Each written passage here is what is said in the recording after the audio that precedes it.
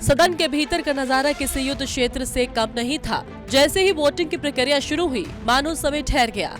कुल 528 सदस्यों ने इस ऐतिहासिक बदलाव के लिए मतदान किया। संविधान संशोधन की सूचिता और नियम के अनुसार सरकार को 2/3 बहुमत यानी 352 वोटों की जादुई आंकड़े की दरकार थी। लेकिन जब डिजिटल स्क्रीन पर अंतिम परिणाम फ्लैश हुए तो सत्ता पक्ष के लिए ये किसी बड़े झटके से कम नहीं था। समर्थन के केवल 298 वोट पड़े, जबकि विरोध में 230 वोट दर्ज हुए। पक्ष में पड़े वोट 2/3 बहुमत से 54 कदम पीछे रह गए। विपक्ष की सोची समझी घेराबंदी और कुछ सहयोगियों की रहस्यमय चुप्पी ने उस दावे की हवा निकाल दी जिसमें सरकार इस बिल को प्रचंड बहुमत से पारित कराने का दम भर रही थी। कुल वोट 528, जरूरत 352, समर्थन 298, कमी 54 वोट। इस विफलता की जड़ें केवल आंकड़ों में नहीं बल्कि विधेयक के तकनीकी पेचों में भी छिपी थी। इन संशोधन का मुख्य उद्देश्य महिला आरक्षण को परिसीमन और लोकसभा की सीटों के विस्तार से जोड़ना था। विपक्ष ने इसी परिसीमन को अपना सबसे बड़ा हथियार बनाया। उनका तर्क था कि आरक्षण को सीटों के विस्तार और जनगणना की अनिश्चितता से जोड़ना इसे लंबे समय के लिए टालने की साजिश है। लंबी और तीखी बहस में सरकार ने इसे नारी शक्ति के सम्मान का सवाल बनाकर भावनात्मक कार्ड तो खेला, लेकिन वह विपक्षी दलों की उस एकजुटता को नहीं भेद पाई जो कोटे के अंदर कोटा और तत्काल प्रभाव जैसे मांगों पर अड़े थे। अतः सदन का कठोर सियासी गणित उन सभी अपीलों पर हावी हो गया जो देश के विकास यात्रा में महिलाओं की हिस्सेदारी की वकालत कर रही थी। संसद के बाहर विरोध, राष्ट्रव्यापी आंदोलन का ऐलान, महिला आरक्षण फिर अधूरा। सदन के भीतर विधेयक खारिज होते ही उसका ताप संसद की सीढ़ियों पर दिखने लगा।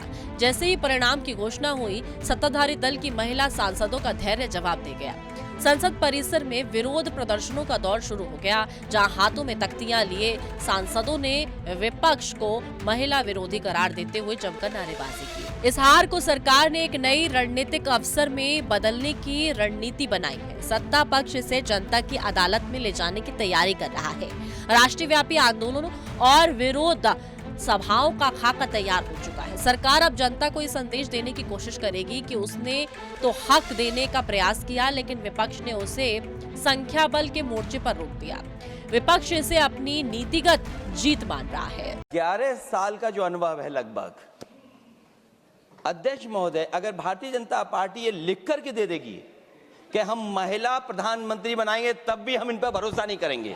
महिला आरक्षण का मुद्दा भारतीय राजनीति का वह चक्रव्यूह है जिसे भेदने का दावा हर दल करता है, पर हकीकत में कोई भी इसे पार नहीं कर पाता। एक सदन से दूसरे सदन और एक कार्यकाल से दूसरे कार्यकाल तक ये बिल केवल सियासी शतरंज की चालों में फंसता जा रहा है। 54 वोटों की ये कमी सिर्फ एक संख्यायिक की हार नहीं है, बल्कि उस व्यवस्था की हार है जो महिलाओं को नीति निर्माण की मेज पर बराबरी का हक देने से कतराती है। सवाल अब दोनों धड़ों से है। यदि सरकार के पास संख्या की कमी थी तो क्या आम सहमति बनाने के प्रयास पर्याप्त थे, और यदि विपक्ष को नीतिगत आपत्तियां थी तो क्या संशोधन का कोई साझा रास्ता निकालना असंभव था। फिलहाल एक बड़े सामाजिक बदलाव की उम्मीद को एक बार फिर अनिश्चितकाल के लिए टाल दिया गया। सियासत बनाम हक, 54 वोट से टूटा सपना। इस हार जीत का अंतिम फैसला आने वाले समय करेगा। ये घटना लोकतंत्र के मंदिर में एक ऐसी टीस छोड़ गई है जिससे भर पाना आसान नहीं होगा। सत्ता पक्ष इसे अब चुनावी रैलियों का मुख्य शोर मानने जा रहा है और विपक्ष अपनी एकजुटता का जश्न मना रहा है। लेकिन इन सब के बीच देश की करोड़ों महिलाएं उसी बेबसी के साथ खड़ी हैं कि आखिर उनका हक कब मिलेगा। क्या हमारी राजनीति कभी इतनी परिपक्व होगी कि वह दलीय सीमाओं और वोट बैंक के ऊपर उठकर इस सपने को हकीकत में बदल सके। सदन के फर्श पर असफल हुई ये अग्नि परीक्षा आने वाले कई सालों तक देश की प्राथमिकता और राजनीतिक प्रतिबद्धता पर गंभीर सवाल उठाती रहेगी।